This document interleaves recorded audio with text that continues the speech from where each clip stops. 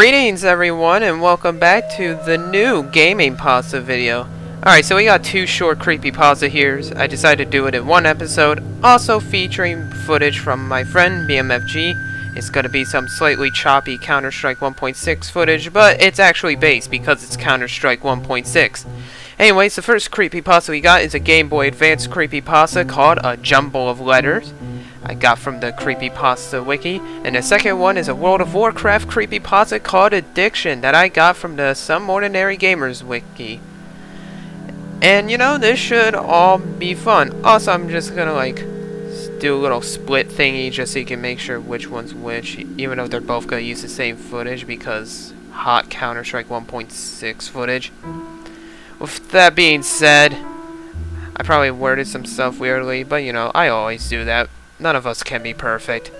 Anyways, without blah-bitty blah-blah, let's just get on to these creepypastas before I completely break myself in terms of speaking skills. Okay, enough stalling, let's do this. It's been about a month since I followed that link. It still sends chills down my spine whenever I think about it. Let me explain. Some time ago, I was browsing some 4chan's rip-off V-board and came across a thread whose title was simply a mass of random keys, as if someone had punched a keyboard a few times. And the text was much of the same, but it had several letters repeated with what I thought was random text thrown in. Since I had too much time on my hands and Word open, I decided to get rid of the repeated letters. Surprisingly, it turned out to be a link without punctuation. It was still a mass of letters, but the HTTP and COM were too hard to ignore, so I got some free antivirus and prepared for the worst. The site was full of ads, so I came back with ad blocker enabled. Once ad blocker was on, the site was just block orange, with a small download link in the center. I clicked it and a zip file entitled 432B was downloaded. Once unzipped, the file contained two things: a GBA file and a copy of Visual Boy Advance to play it in. So I fired up the emulator and started to play 432B.gba.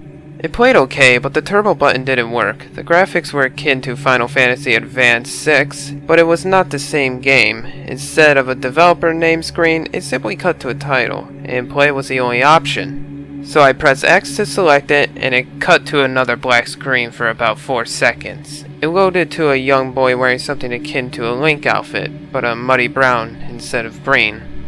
The premise of the game was simple: run from a pack of wolves or die by getting eaten, which turned out to be pretty fun. I didn't really see this as creepy, but then again, I'm not one of these paranoid creepypasta protagonists.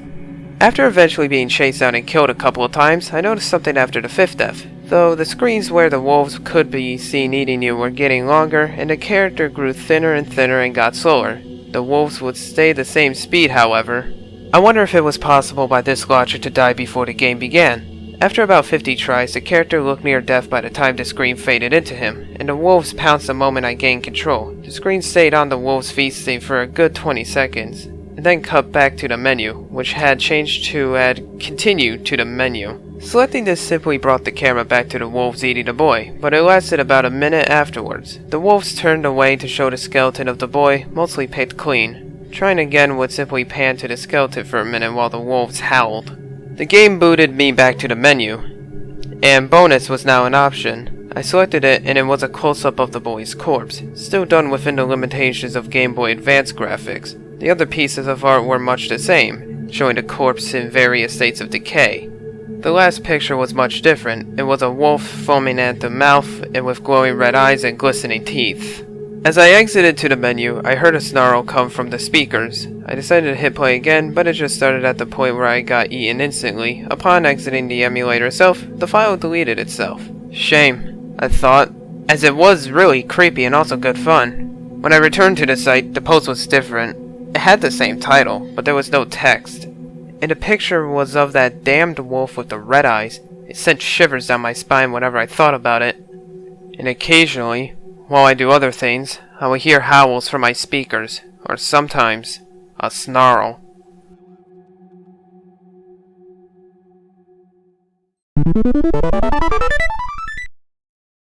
My name doesn't matter. All that does matter is there is a danger. A danger so common it always goes unnoticed, at least by the victim. This danger is addiction. Let's begin my story. My addiction. World of Warcraft.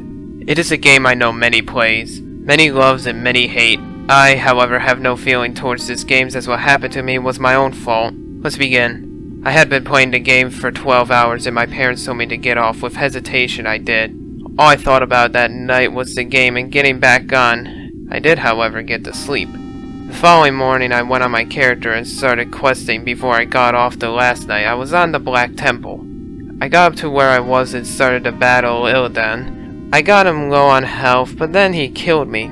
I spent another 12 hours trying to beat him, and then I finally did. My mother came in and said, "If this addiction carries on, you will lose your sanity." I shrugged what she said off and continued playing. She gave up and went to bed. 12 more hours passed and I was on Wrath of the Lich King. I had finally hit level 90 after 12 more hours of grinding. I had been playing 36 hours straight.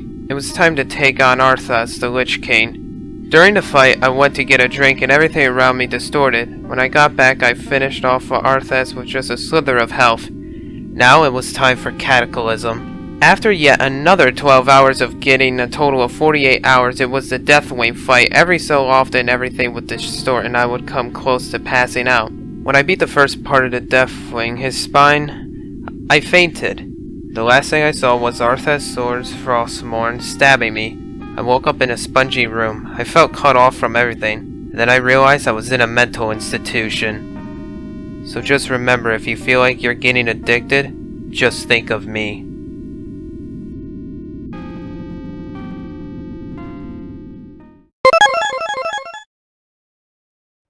Boom! Headshot. Okay, so let's give my review of these two creepypastas. First, starting with the World of Warcraft creepypasta. It was alright. Actually, it wasn't even alright. It was just okay, but kind of mad at the same time. Like, I see what a creepiness is. It's like everything's suddenly distorted, and he woke up in some padded cell room place. But that's about it. Other than that, I just couldn't really find anything totally scary about this creepypasta. I think the real star of the show is the jumble of letters, the GBA creepypasta, because that one sounds a bit believable even though it has the word creepypasta in it, and I don't really think you should have the word creepypasta in your creepypasta, especially when you're referring to yourself as not one of those paranoid creepypasta protagonists.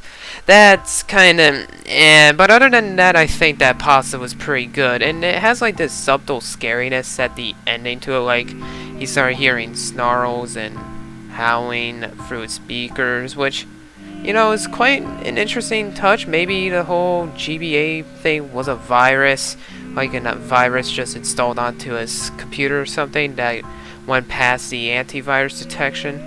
But other than that, I think it was a pretty solid creepypasta. So that was a little special 2 creepypasta special, and I hope you all have a nice night.